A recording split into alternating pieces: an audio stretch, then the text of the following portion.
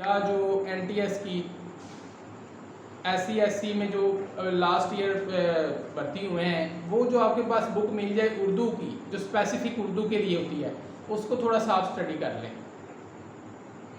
यानी उसमें जो क्वेश्चन आए हुए हैं वो कर। हाँ जी, अभी जो उसने लास्ट एक और क्वेश्चन पूछा था, वो उसने हमें शेर दिया हुआ था कि जो ये शेर है ये किसने लिखा था, तो वो जून एलिया ने लिखा हुआ था वो शेर, यानी कि वो इतना प्रोमिनेंट नहीं था। जो भी बाज़ का तो वो पहले लामा कबाल के पूछ लेता था, फैज़ अहमद फैज़, अहमद फराज, अब उसने बिल्कुल जो अननोन जो है ना शायर वो दिया हुआ था। तो इसी तरीके से अब थोड़ा सा पैटर्न चेंज किया है। अब आपको उर्दू की तैयारी के लिए थोड़ा सा बुक पढ़ना पड़ेगा, जो लेक्चर्स टाइप की बुक्स है ना उनको। यानी उर्दू का लेवल भी मैट्रिक तक होगा? नहीं, उर्दू का लेवल जो मैट्रिक नहीं लेवल है, है उर्दू का लेवल मैट्रिक नहीं है। सर, हाँ, ये इसमें जो उसने इस दफ़ा 9th डाला की है ग्रामर है, ये सर, इसमें ग्रामर उर्दू की, ये वो मैट्रिक लेवल की थी। हाँ। जो ग्रामर से सवाल फायदे दिया था वो की है मैट्रिक ये लेवल सब। का था। यानी ये उर्दू का सरकार लेवल आगे की है। FA तक हो जाएगा? जी, FA तक हो जाए तो दी बेस्ट हो जाएगा।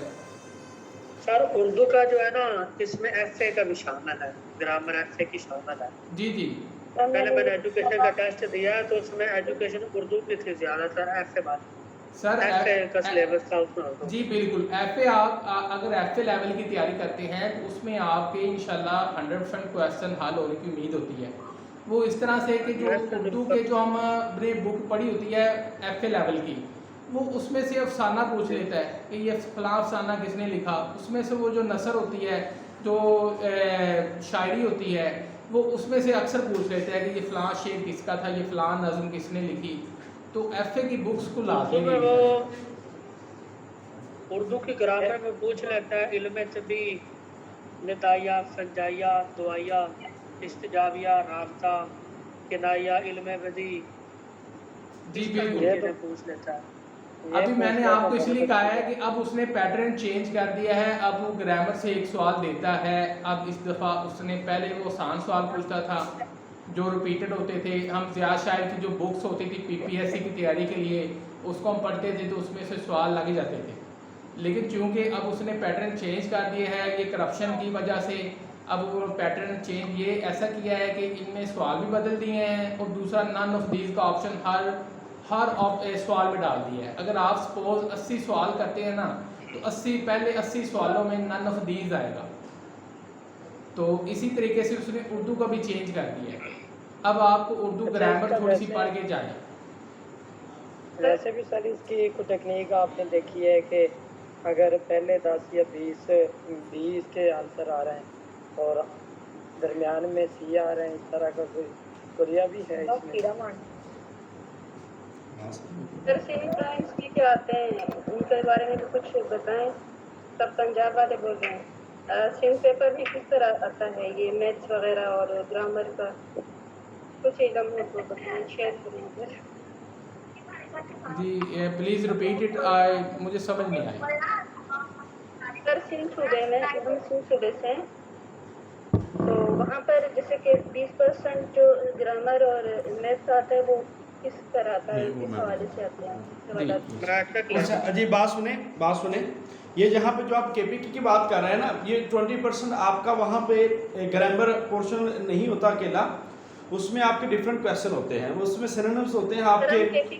KPK के नहीं है सर, सिंध में ना इंग्लिश का पोर्शन भी होता है। आई नो कि आप का जो सिलेबस है वो सिंध पब्लिशर्स कमीशन में है, वो जनरल जो बात वहाँ पे 1-2 पैटर्न चलते हैं, मगर इसको मज़ीद मैंने कल इंशाल्लाह लाहौर जाना है, वहाँ से मैंने ना सिंध पब्लिशर्स कमीशन के कुछ पास पेपर मैंने तलाश करने हैं, अल्लाह करे वो मुझे मिल जाए तो वो हमें पैटर्न से पता चल जाए। बेसिकली देखा जाए तो पिछला जो पैटर्न चल रहा है उसमें आपके 30% जो है ना, 30% जनरल नॉलेज, 20% जनरल नॉलेज है और उसके साथ साथ आपका ये वाला बाकी सब्जेक्ट आता है 80%। तो अभी कुछ उन्होंने ये भी किया है कि कुछ सब्जेक्ट्स में 20% इंग्लिश है और बकाया जो है वो आपका सब्जेक्ट है। सो जो भी है आपने सबसे पहले तो इन्हीं सब्जेक्ट पे आपने गौर करना है। इंग्लिश KPK में हो या सिंध में या पंजाब में इंग्लिश सेम है, इस्लामियात KPK में हो या यहाँ पे या अदर कंट्रीज़ में इस्लामियात टॉपिक सेम है। सो आपने अपने इन सब्जेक्ट्स पे ग्रिप लानी है।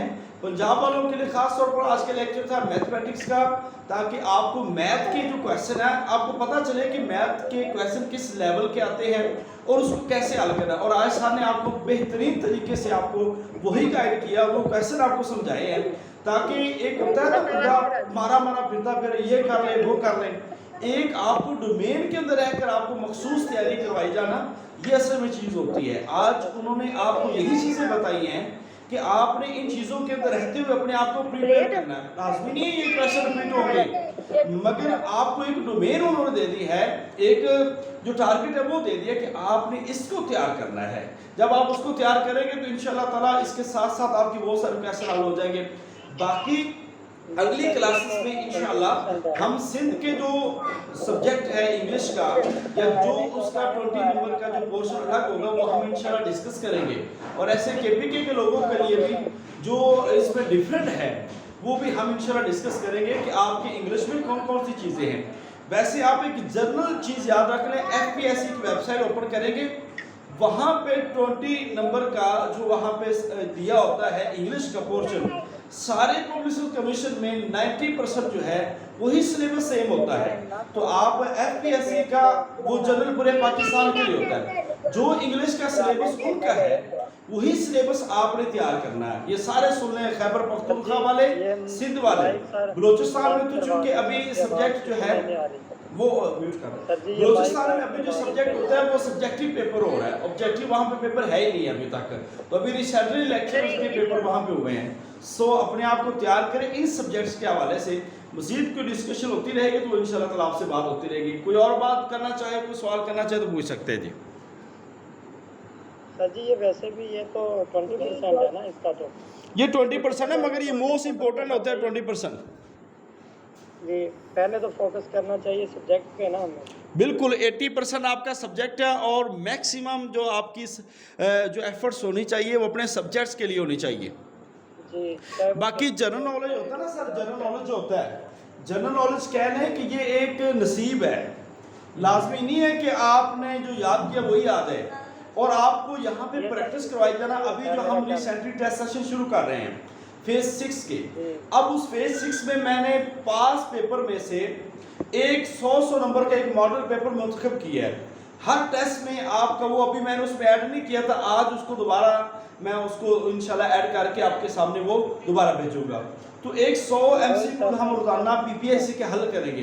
तो अल्लाह करे, बड़ी उम्मीद है कि इंशाल्लाह ताला आपकी उन्हीं में से कुछ क्वेश्चन लग जाए। तो ये ऐसे लग जाते हैं। लास्ट टाइम 20% जो मेरा जनरल नॉलेज था उसमें से 4 तो मैंने क्वेश्चन किए नहीं है, अब 16 किए, तो 16 में से मेरे 12 ठीक हो गए थे जनरल नॉलेज के। अब 12 में से 2-4 तुक्के वाले भी थे। तो इसलिए ना जो ये कुदरत की तरह से होता है कि आपके लग भी जाए, अक्सर लग जाते हैं, याद रखिए। तो जितनी अच्छी उम्मीद है आप अपनी तैयारी को मैक्सिमम बढ़ाएं, जितना अच्छा हो सके। बाकी जो है ना ये अल्लाह पे है कि आपका जो आपने पढ़ा वो आ रहा है या नहीं आ रहा। तो अल्लाह से दुआ किया करें कि अल्लाह ताला जो पढ़ा है वही आ जाए। और बाकी हम उसकी तैयारी आप इसलिए करवाते रहते हैं कि बिल्कुल लोग टच नहीं है उससे, बिल्कुल छोड़े बैठे हैं। तो आपने इसको छोड़ना नहीं, बल्कि साथ साथ तैयारी जारी रखनी है जी। ऐसे सर इसमें मुताला और उर्दू जो है ना कुछ आसान भी होता है, कुछ अच्छा सर वो जी अच्छा सर वो फेज 6 में हमें ऐड कर दिया आप? जो फेज 5 वाले सारे लोग हैं जो हमारी जूम क्लासेस वाले हैं, आपके इसी ग्रुप में वो टेस्ट सेशन होगा। और हमने पहले ये किया था कि 2 दिन बाद एक टेस्ट रख ले, मगर चूंकि पेपर करीब है, अभी किसी भी वक्त डेट आ सकती है, तो रोजाना कम से कम आप थोड़ा, अगर जो जितना सिलेबस दिया ना टेस्ट का, वो सिर्फ और सिर्फ आपने 1 से 2 घंटे पढ़ना है। 1 से 2 घंटे पढ़ लेंगे रोजाना का, तो इंशाल्लाह ताला आपका सिलेबस कवर हो जाएगा, टेस्ट कवर हो जाएगा। और इसमें जो लेक्चर मैंने डिलीवर किए हैं उसको आपने लाजमी सुना, क्योंकि उसी में से भी काफ़ी हद तक टेस्ट आएंगे। जनरल नॉलेज इस पे एक बड़ी अहम चीज़ है। इस दफ़ा हमने कम से कम आपको जो 3000 MCQ जनरल नॉलेज का करवाना है वो आपने तैयार करना है इंशाल्लाह। जी कोई और क्वेश्चन? अच्छा सर वो नोट्स का आप कह रहे थे पीडीएफ में नोट्स यानी पीडीएफ फाइल है सर। एक बात मैं इंशाल्लाह ये कल मैं आपको पूरे ग्रुप में परसों अब शेयर करूंगा।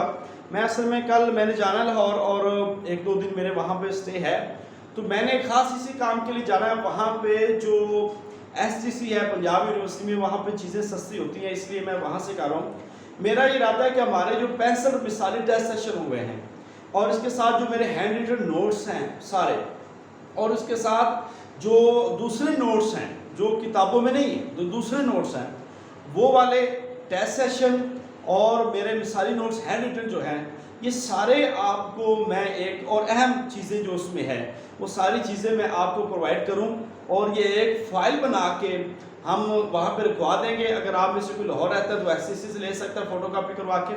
अदरवाइज़ जो दूर दराज के इलाके हैं वो एक फ़ी जो है उसकी जो होगी मखसूस पार्सल की, और उसकी फ़ी पे करके वो नोट्स उसके घर तक पहुँच जाएंगे। तो ये इंशाल्लाह ताला 1-2 दिन में हम करने वाले हैं इंशाल्लाह। ये सोल्व होंगे सर? ये सारे सोल्व होंगे। हार्ड कॉपी इसमें जितने भी मिसाली टेस्ट असल में ना मोबाइल पे इस कदर ज़्यादा नहीं पढ़ा जा सकता, तो आप टेस्टों पे जब हल करेंगे ना, टेस्टों को हल करेंगे उस पर अपने नोट साथ साथ बनाते जाएं, क्योंकि आपको पता है कि मेरे टेस्ट सेशन में एक सवाल से 2-2, 3-3 सवाल निकलते हैं। तो एक एक आप और इजाफा करेंगे तो आपके एक बेहतरीन किस्म के नोट्स तैयार हो जाएंगे। और मार्कर के साथ निशान लगाएं, वहाँ पर उसको तैयार करें, किताब भरी हो, पता चले। मैं आपको किताब दिखाऊंगा कि मैंने कैसी तैयारी की थी। तो आपने इस तरह तैयारी करनी है। तो इसलिए मैं चाह रहा हूँ कि मोबाइल से कम पढ़ा जाता है, किताब और पेजेस से जो होता है ना पढ़ाई वो बड़ी ज़्यादा होती है। तो पेजेस जो है ना वो इंशाल्लाह ताला आप तक पहुँचेंगे, और जितने भी टेस्ट सेशन होंगे ये सॉल्व होंगे, हलशुदा होंगे, अनसॉल्व नहीं होंगे। मैं सिर्फ फोटो कापी उनकी भेजूंगा जो सॉल्व टेस्ट है। सर ये कितने दिन तक दाजन ये कितने सर ये मंडे तक इंशाल्लाह ताला हो जाएगा फाइनलाइज, और मंडे के बाद आप अपना एड्रेस भेजेंगे उसकी। मुझे क्योंकि अभी पता नहीं, मैं इधर बहुत महंगा काम है हमारे इलाके में, तो इसीलिए मैं लाहौर जा रहा हूँ। लाहौर से SCC से काफ़ी हद तक सस्ता होता है काम। तो ये चूँकि इतने नोट्स बन जाने हैं, बस आपने पेपर से पहले उनको पढ़ लेना है, इंशाल्लाह ताला काफ़ी हद तक आपको उसमें कामयाबी मिलेगी। और आपका ना ये सारे नोट्स मैक्सिमम अगर आप पढ़ें तो आप 10 दिन में, 8 से 10 दिन में, 1 हफ्ते में उसको मुकम्मल कर सकते हैं। इनका आसान है, वो ज़्यादा मुश्किल नहीं। उसमें सर जीके वगैरह सब कुछ वो भी आपने सर वो ऐड किया होगा? टेस्ट जो है इससे पहले टेस्ट में दौर किया कि इसके बाद होगा?